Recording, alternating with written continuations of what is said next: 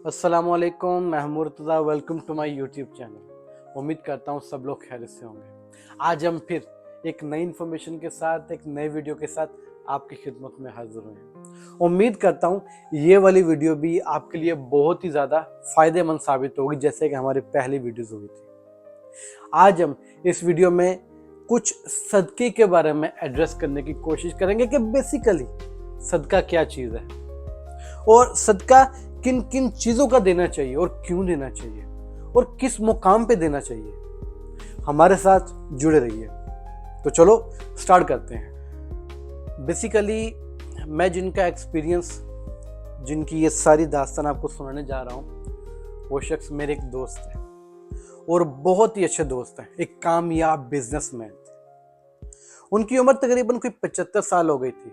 उनके 80% दांत भी गिर चुके थे। छूने, खाने और चखने की हिस्सों जैसी चीज़ों से भी वो महरूम थे। उनके घुटनों में हमेशा दर्द रहता था। चलते भी तो बहुत मुश्किल से, ना होने के बराबर था। उनकी जिस्म में हमेशा लर्जा तारी रहता था और 2-4 बीमारियों से भी घिरे हुए थे।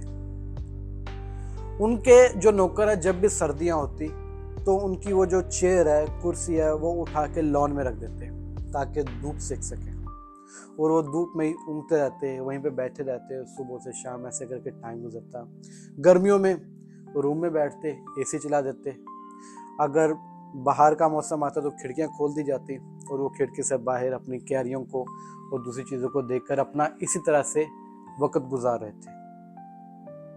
उनकी अहलिया को भी कोई 10 वर्ष हो चुके थे दुनिया से रुखसत हुए, लेकिन वो अपनी ज़िंदगी बहुत ज़्यादा मुश्किल तरीके से गुजार रहे थे।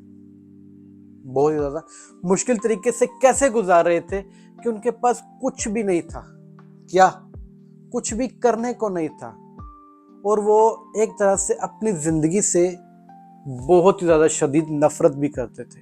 उनकी अहलिया के गुजरने के बाद बच्चे बहुत ही ज़्यादा अपने कारोबार में उलझ चुके थे।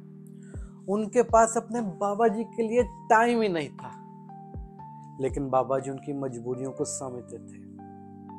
उनको मालूम था और उनका ये अपना फलसफा भी था कि कारोबार तब तक कारोबार नहीं होता जब आप सब कुछ भुला के इस कारोबार के अंदर जज़ब नहीं हो जाते। क्योंकि एक अच्छे कामयाब बिजनेसमैन की यही निशानी होती है कि उसके पास अपनी फैमिली, अपने दोस्त अहबाब, अपने माँ बाप के लिए भी टाइम नहीं होता है, क्योंकि वो टाइम निकाल नहीं पाता है।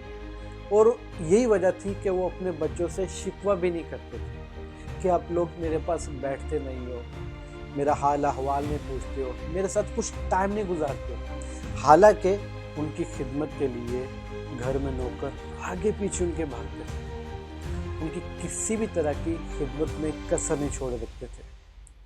लेकिन इसके बावजूद बाबा जी के दिलो दिमाग में ज़िंदगी से शिकायत और उनसे शदीद नफरत भी थी। जैसे कि मैंने आपको पहले बताया कि उनकी 70 साल ज़िंदगी एक्टिव थी। उन्होंने हर एक वो काम किया जो वो कर सकते थे। उन्होंने एक दुकान से 6 फैक्ट्रियां बना ली। उन्होंने 3112 रुपये के बैंक बैलेंस को 2 अरब 80 करोड़ में चेंज किया। लेकिन जैसे ही उनकी ज़िंदगी 70 साल की दहलीज के ऊपर कदम रखती है, वो सारी एक्टिविटी ख़त्म हो जाती है। क्यों?